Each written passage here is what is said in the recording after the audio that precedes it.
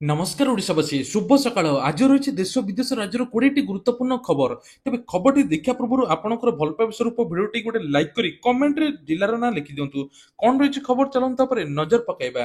Number 1 आज भी तातीर निस्तार नहीं 16 जिला को सतर्क सूचना जारी भीषण खरा ताती प्रभाव में अधा ओडिशा टकटक हो उठुची ता सहित सबुठ भयंकर ताती कलबल हो पश्चिम ओडिशावासी प्रचंड ग्रीष्म प्रभाव बोहिया पर ओडिशार भी त्राही मिलूनानी भीषण गरम गुड़ुगुड़ी आउट पाउट होगा सहित पाणीपाग किभली एने पूर्वानुमान करिछि 17 जिला को येलो वार्निंग जारी करिछि पाणीपाग विभाग। तेबे रविवार दिन संबलपुर झारसुगुड़ा सोनपुर बौद्ध बलांगीर अनुगुल रे ग्रीष्म प्रवाह जारी रहितला सबुठारु 43 डिग्री तापमात्रा वृद्धि पाइथिला टिटलागढ़ रे अनुगुल बौद्ध भवानीपाटना सुंदरगढ़ तापमात्रा मध्ये 42 डिग्री रहितला आगामी 2 रु 3 दिन भितर मध्ये आहुरी 1 रु 2 डिग्री तापमात्रा बढ़ियो बोली पाणीपाग विज्ञान केन्द्रରୁ सूचना मिलुछि। श्रीमंदिर आईन रे परिवर्तन हेब श्रीमंदिर मुख्य प्रशासक एने सूचना तेबे से कहते श्रीमंदिर आईन में परिवर्तन पुराणा आईन संशोधन कठोर दंड व्यवस्था हेब। तेबे अरविंद पाड़ी सूचना जिलापाल अध्यक्षतार कमिटी गठन होती कमिटी आईन परिवर्तन नहीं सुपारिश तेबे कहुचे केवल जैविक चाउल कोठ भोग अमृत अन्न प्रस्तुत हेब ओडिया नववर्ष महाप्रभुଙ୍କର यूट्यूब चैनल आरंभ हेब गुंडीचा मंदिर पाखरे सूचना केन्द्र एलईडी डिस्प्ले लागिबो ता सहित महिला पुरुष स्वतंत्र लाइन हेब भक्त माने किभली स्वतंत्र भाव में दर्शन करेंगे से नहीं व्यवस्था हेब।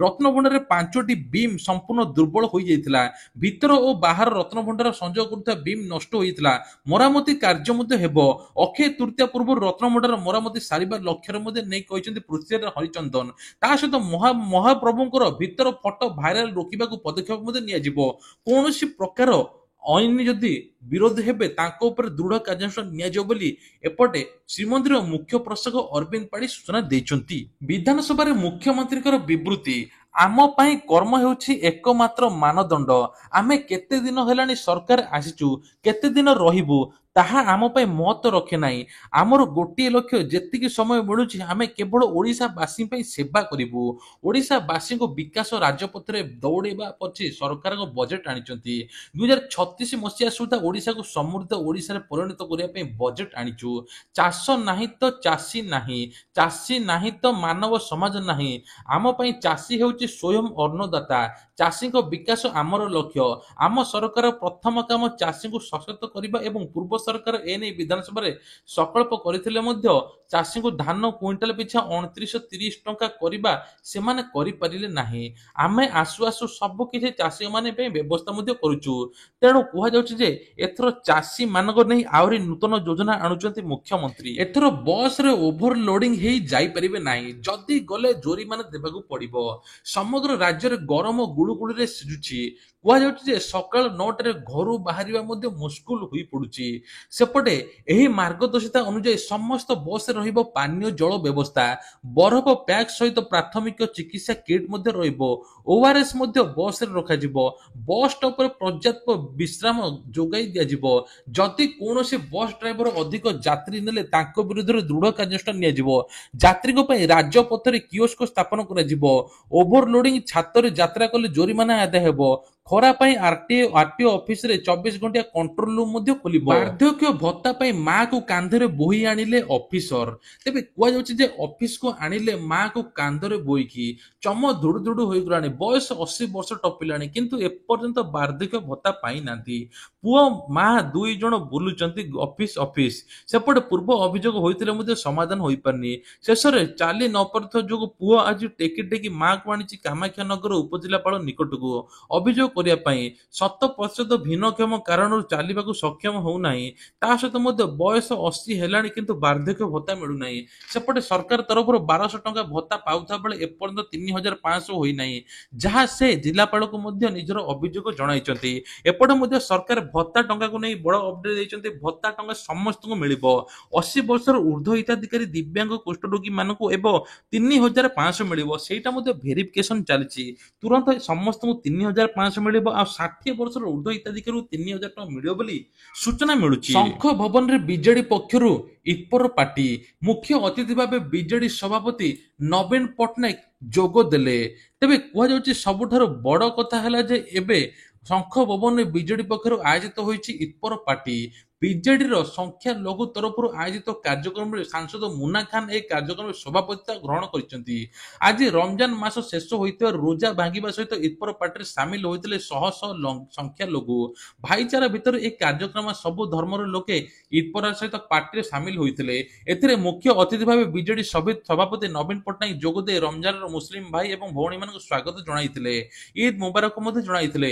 ଏହା ସହିତ ପ୍ରତିବର୍ଷ ମୁନା ଖାନ୍ ଇତପର ପାର୍ଟି କରୁଥିବାରୁ ମୁଁ ବହୁତ ଖୁସି ବୋଲି ସମସ୍ତଙ୍କୁ ଧନ୍ୟବାଦ ମଧ୍ୟ ଜଣାଇଛନ୍ତି। ଏହା ସହିତ ବିଜେଡିର ଅନେକ ସାଂସଦ ବିଧାୟକ ବରିଷ୍ଠ ନେତା ମଧ୍ୟ ଏଥିରେ ଯୋଗ ଦେଇଥିଲେ। ସୁଭଦ୍ରା ଯୋଜନାରୁ ବାଦ ପଡ଼ିଛନ୍ତି 1,89,000 ମହିଳା। ତେବେ ଏପଟେ ଉପମୁଖ୍ୟମନ୍ତ୍ରୀ ପ୍ରଭାତୀ ପରିଡ଼ା ସୂଚନା ଦେଇଛନ୍ତି। ସୁଭଦ୍ରାର ପ୍ରଥମ ଦ୍ୱିତୀୟ କିସ୍ତି ନେଇ ବିଧାନସଭାରେ ଉତ୍ତର ରଖିଛନ୍ତି ଉପମୁଖ୍ୟମନ୍ତ୍ରୀ ପ୍ରଭାତୀ ପରିଡ଼ା। ସେ ଦେଇଥିବା ସୂଚନା ଅନୁସାରେ 1,65,877 ଜଣ ମହିଳା ପ୍ରଥମ କିସ୍ତି ପାଇଥିଲେ। ସେପରି ଦ୍ୱିତୀୟ କିସ୍ତିରେ 98,82,092 ଜଣଙ୍କୁ ମିଳିଥିଲା ଦ୍ୱିତୀୟ କିସ୍ତି। ସେପରି ପ୍ରଥମ କିସ୍ତିରେ 5,032 କୋଟି ଟଙ୍କା ଖର୍ଚ୍ଚ ହୋଇଥିବା ବେଳେ ଦ୍ୱିତୀୟ କିସ୍ତିରେ 4,941 କୋଟି ଟଙ୍କା ଦେଇଛନ୍ତି ସରକାର। ହେଲେ ତୃତୀୟ କିସ୍ତିରେ କେତେ ଜଣ ବଞ୍ଚିତ ହୋଇଛନ୍ତି ସେ ନେଇ କହିଛନ୍ତି। ତେବେ ଦ୍ୱିତୀୟ କିସ୍ତିରେ 1,83,000 ବଞ୍ଚିତ ହୋଇଛନ୍ତି। ତୃତୀୟ କିସ୍ତି ଖୁବ୍ ଜଲଦି ରକ୍ଷାବନ୍ଧନ ରାକ୍ଷୀ ପୂର୍ଣ୍ଣିମା ଦିନ ମିଳିବା ପାଇଁ ଯାଉଛି ବୋଲି ଉପମୁଖ୍ୟମନ୍ତ୍ରୀ ପ୍ରଭାତୀ ପରିଡ଼ା ଏପଟେ ସୂଚନା ମଧ୍ୟ ଦେଇଛନ୍ତି। ତା ସହିତ ମଧ୍ୟ ଆଉ ଗୋଟେ ବଡ ଖବର, ଏଥର ମୋଦି ଦେଇଛନ୍ତି ବଡ ଉପହାର। ପ୍ରଧାନମନ୍ତ୍ରୀ ମୋଦି 33,000 କୋଟି ଟଙ୍କାର ବିଭିନ୍ନ ବିକାଶ ମୂଳକ ପ୍ରକଳ୍ପର ଉଦ୍ଘାଟନ ଓ ଶିଳାନ୍ୟାସ ମଧ୍ୟ କରିଛନ୍ତି। ତେବେ କୁହାଯାଉଛି ଏଥିରେ 700 କୋଟିର ଉର୍ଦ୍ଧ୍ୱ ଟଙ୍କାର ବିଭିନ୍ନ ବିକାଶ ମୂଳକ ପ୍ରକଳ୍ପର ଉଦ୍ଘାଟନ ଶିଳାନ୍ୟାସ କରାଯାଇଛି। ଆୟୋଜିତ ଏକ ସାଧାରଣ ସଭାରେ ଉଦ୍ବୋଧନ ଦେଇ ପ୍ରଧାନମନ୍ତ୍ରୀ କହିଛନ୍ତି ଯେ ନକ୍ସଲ ପ୍ରଭାବିତ ଛତିଶଗଡ଼ ଅଞ୍ଚଳରେ ସ୍ଥାୟୀ ଶାନ୍ତି ପ୍ରତିଷ୍ଠାର ନୂତନ ଯୁଗ ଦେଖିବାକୁ ମିଳିବ। ସେ କହିଛନ୍ତି ରାଜ୍ୟରେ ଉତ୍ପାନ୍ତ ଆଦିବାସୀ ଅଞ୍ଚଳରେ ରାସ୍ତାଘାଟ, ବିଦ୍ୟୁତ୍ ଯୋଗାଣ, ମୋବାଇଲ ନେଟୱାର୍କ ବ୍ୟବସ୍ଥା କରାଯିବ। ସେଠାକାର ଆଦିବାସୀମାନେ ସ୍ୱାସ୍ଥ୍ୟ ଏବଂ ଅନ୍ୟାନ୍ୟ ଆନୁଷଙ୍ଗିକ ସୁବିଧା ପ୍ରଦାନ କରାଯିବ। ନିକଟରେ ନକ୍ସଲ ପ୍ରଭାବିତ ଅଞ୍ଚଳଗୁଡ଼ିକ ବନ୍ଦ କରାଯିବା ପାଇଁ ବିଦ୍ୟାଳୟଗୁଡ଼ିକୁ ମଧ୍ୟ ପୁଣି ଖୋଲାଯାଇଛି। ତେବେ ଶ୍ରୀ ମୋଦି କହିଛନ୍ତି ଯେ ଛତିଶଗଡ଼ରେ ଭାଗ୍ୟର ପରିବର୍ତ୍ତନ ଘଟୁଛି। ଆଦିବାସୀ ଅସୁରକ୍ଷିତ ଅଞ୍ଚଳରେ ବିକାଶ ନିମନ୍ତେ ଏବେ କୁହାଯାଉଛି ଧରତୀ ଅବା ଜନଜାତି ଉତ୍କୃଷ୍ଟ ଅଭିଯାନ ଆରମ୍ଭ ହେବ। ତେବେ ଏନେଇ ପ୍ରଧାନମନ୍ତ୍ରୀ ମଧ୍ୟ କହିଛନ୍ତି ଖୁବ୍ ଜଲଦି ପିଏମ୍ ଜନଧନ ଯୋଜନାରେ ମଧ୍ୟ କାର୍ଯ୍ୟକାରୀ ହେବ ବୋଲି କୁହାଯାଉଛି। ଧାମର ଦ୍ୱାର ଖୋଲିବା ସମୟ ଓ ତାରିଖ ଧାର୍ଯ୍ୟ। ତେବେ କେଉଁ ତାରିଖରୁ ଖୋଲିବ ଯାତ୍ରା? ମେ 2ରେ ଖୋଲିବ କେଦାରନାଥ ଧାମର ଦ୍ୱାର, ଯାହା ଦୃଷ୍ଟିରେ ରଖି ଏଥର ପ୍ରସନ୍ନ ଯାତ୍ରୀମାନଙ୍କ ପାଇଁ ରହିବାର ବ୍ୟବସ୍ଥା ମଧ୍ୟ କରୁଛି। ଧାମରେ 15,000 ତୀର୍ଥଯାତ୍ରୀ ରାତ୍ରି ଯାପନ ପାଇଁ ବ୍ୟବସ୍ଥା କରାଯାଇଛି। ସେପରି ପଦଯାତ୍ରା ରାସ୍ତାରେ ବିଭିନ୍ନ ଷ୍ଟପେଜରେ 2,000 ତୀର୍ଥଯାତ୍ରୀ ପାଇଁ ରାତି ଯାପନ ପାଇଁ ମଧ୍ୟ ବ୍ୟବସ୍ଥା କରାଯାଇଛି। କେଦାରନାଥ ଧାମରେ ତୀର୍ଥଯାତ୍ରୀଙ୍କ ସୁବିଧା ଅନେକ ନୂତନ କୋଠା ନିର୍ମାଣ କରାଯାଇଛି। ପୁନଃନିର୍ମାଣ ଅଧୀନରେ ନିର୍ମିତ କୋଠାଗୁଡ଼ିକ ଭକ୍ତମାନଙ୍କ ରାତ୍ରି ଯାପନ ସହାୟକ ହେବ ବୋଲି ତେବେ ଗଡୱାଲ ମଣ୍ଡଳ ନିଗମ ବା GMVNକୁ ଯାତ୍ରୀମାନଙ୍କ ପାଇଁ ଖାଦ୍ୟ ରହିବା ବ୍ୟବସ୍ଥା ମଧ୍ୟ କରାଯାଇଛି। ପ୍ରସନ୍ନ ଅନୁଯାୟୀ ତୀର୍ଥଯାତ୍ରୀମାନଙ୍କୁ ପୁରୋହିତ ଆବାସିକ ଏବଂ ବାଣିଜ୍ୟିକ କୋଠା ବ୍ୟତୀତ କଟେଜରେ ରହିବା ପାଇଁ ଦିଆଯିବ। ଏହା ସହିତ ବ୍ୟକ୍ତିଗତ ତମ୍ବୁ ମଧ୍ୟ ରହିଛି, ଯାହା ମାଧ୍ୟମରେ ସର୍ବାଧିକ 15,000 ଭକ୍ତଙ୍କୁ ରାତ୍ରି ଯାପନ କରାଯାଇପାରିବ ବୋଲି ସରକାର ପକ୍ଷରୁ ବାଙ୍ଗାଲୁରୁ ଗୁଆହାଟୀ କାମାକ୍ଷା ଏକ୍ସପ୍ରେସ ଲାଇନ ଚ୍ୟୁତ ଘଟଣା। ମୃତକଙ୍କ ପରିବାରକୁ ମିଳିବ 5 ଲକ୍ଷ ଟଙ୍କା ସହାୟତା। ତେବେ କୁହାଯାଉଛି 16 ଜଣ ଏହାতে ଆହତ ହୋଇଛନ୍ତି। ଆହତମାନଙ୍କୁ ଏସସିବି ମେଡିକାଲରେ ଭର୍ତ୍ତି କରାଯାଇଛି। ଏହି ଘଟଣାରେ ମୃତାହତଙ୍କ ପାଇଁ ରେଲୱେ ପକ୍ଷରୁ କ୍ଷତିପୂରଣ ସହାୟତା କରାଯାଇଛି।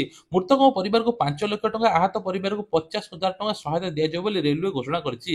ସେପରି ଏହି ଦୁର୍ଘଟଣାର ତଦନ୍ତ ରେଲୱେ ସେଫ୍ଟି କମିଶନ କରିବେ ବୋଲି ପୂର୍ବତଟ ରେଳପଥ ପକ୍ଷରୁ କୁହାଯାଇଛି।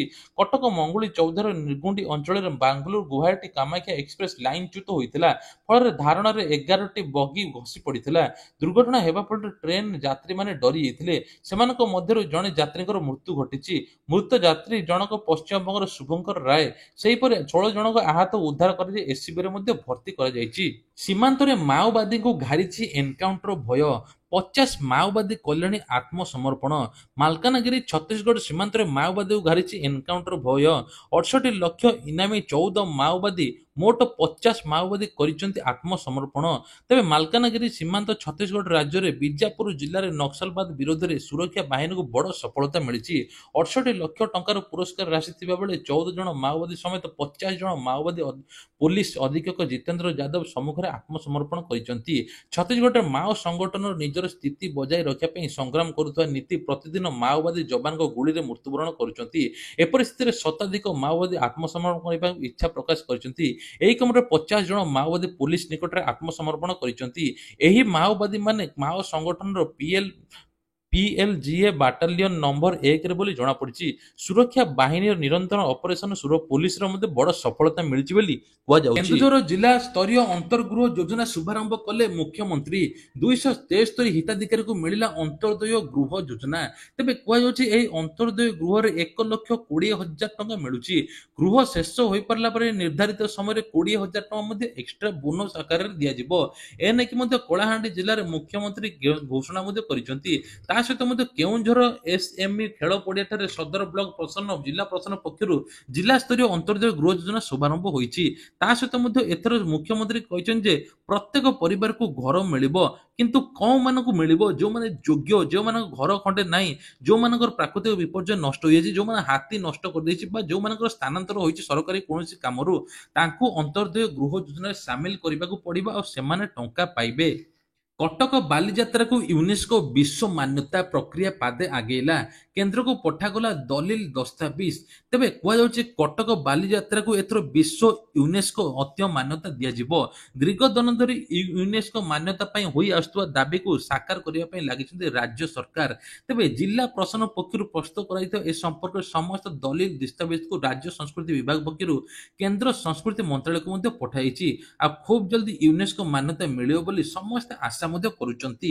ତା ସହିତ ମଧ୍ୟ ବଡ଼ ଖବର, ଏଥର ଉତ୍କଳ ଦିବସକୁ ସ୍ୱତନ୍ତ୍ର ଭାବେ ପାଳନ କରିବ ରିଲାଏନ୍ସ ଡିଜିଟାଲ। ରାଜ୍ୟରେ ପ୍ରତି ଷ୍ଟୋରରେ ଏଥିରେ ଗ୍ରାହକଙ୍କ ଲାଗି ଗ୍ରାଣ୍ଡ ସେଲିବ୍ରେସନ କରୁଛି। ରିଲାଏନ୍ସ ଡିଜିଟାଲ ରାଜ୍ୟବାସୀଙ୍କୁ ଉତ୍କଳ ଦିବସର ଶୁଭକାମନା ଜଣାଉଛି। ଏହା ଅବସରରେ ଆହୁରି ସ୍ୱତନ୍ତ୍ର କାର୍ଯ୍ୟ କରିବା ପାଇଁ ମଧ୍ୟ ରିଲାଏନ୍ସ ଡିଜିଟାଲ ଷ୍ଟୋରରେ ଗ୍ରାହକଙ୍କ ପାଇଁ ସର୍ବୋତ୍ତମ ଡିଲ୍ ଆକର୍ଷଣୀୟ ରିହାତି ମଧ୍ୟ କରିବ। ରିଲାଏନ୍ସ ଡିଜିଟାଲ ଷ୍ଟୋରରୁ କିଣା ବିକା ଓ ପ୍ରମୁଖ ବ୍ୟାଙ୍କ ଗୁଡ଼ିକରେ କାର୍ଡ, ପେପର ଫାଇନାନ୍ସ ଏବଂ 26,000 ଟଙ୍କା ପର୍ଯ୍ୟନ୍ତ ରିହାତି କ୍ୟାସବ୍ୟାକ୍ ମଧ୍ୟ ପାଇବେ ବୋଲି କୁହାଯାଉଛି।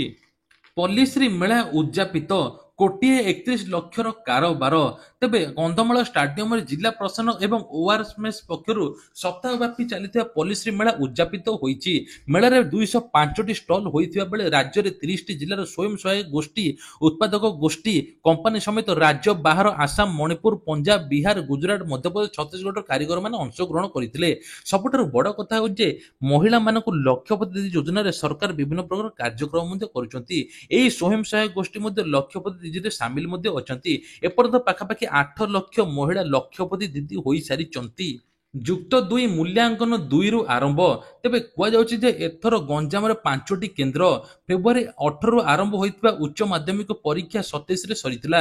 ଦକ୍ଷିଣ ଅଞ୍ଚଳରେ 8ଟି ଶୃଙ୍ଖଳାରେ ଏଥର ପରୀକ୍ଷା ହୋଇଥିବା ବେଳେ ଉଚ୍ଚ ମାଧ୍ୟମିକ ଶିକ୍ଷା ପରିଷଦ ଆଞ୍ଚଳିକ କୁଳମଣି ଓଝା ସୂଚନା ଦେଇଛନ୍ତି ଯେ ଆସନ୍ତା 2 ତାରିଖରୁ ଖାତା ମୂଲ୍ୟାୟନ ଆରମ୍ଭ ହୋଇ ଏପ୍ରିଲ 28 ତାରିଖରେ ସାରିବାକୁ ନିର୍ଦ୍ଦେଶ ମଧ୍ୟ ଦିଆଯାଇଛି। ରାସନ କାର୍ଡକୁ ନେଇକି ବଡ଼ ଅପଡେଟ୍। ଏଣିକି ମାର୍ଚ୍ଚ 31 ତାରିଖ ହେବନି ଇ-କେୱାଇସିର ଶେଷ ତାରିଖ। ଇ-କେୱାଇସି ଅବଧି ମଧ୍ୟ ବଢିଲା। ତା ସହିତ ରାସନ କାର୍ଡରେ ଯେଉଁମାନେ ରାସନ ପାଉଥିଲେ ଏଥର ଗହମ ମଧ୍ୟ ମିଳିବ ବୋଲି ସରକାର କହୁଛନ୍ତି। ପୂର୍ବ ବିଜେଡି ସରକାର ଗହମ ବନ୍ଦ କରିଦେଇଥିଲେ, କିନ୍ତୁ ଏଥର ପର୍ଯ୍ୟାପ୍ତ ପରିମାଣର ଗହମ ମଧ୍ୟ ମିଳିବ। ତେବେ ଇଏ ଥିଲେ ଆଜିର ଦେଶ ବିଦେଶ ରାଜ୍ୟର କିଛିଟା ଗୁରୁତ୍ୱପୂର୍ଣ୍ଣ ଖବର। ଏଇଭଳିଆ ଖବର ଦେଖିବା ପାଇଁ ହେଲେ ଚ୍ୟାନେଲକୁ ସବସ୍କ୍ରାଇବ କରିବା ପାଇଁ ଭୁଲିବେ ନାହିଁ। ଜୟ ଜଗନ୍ନାଥ।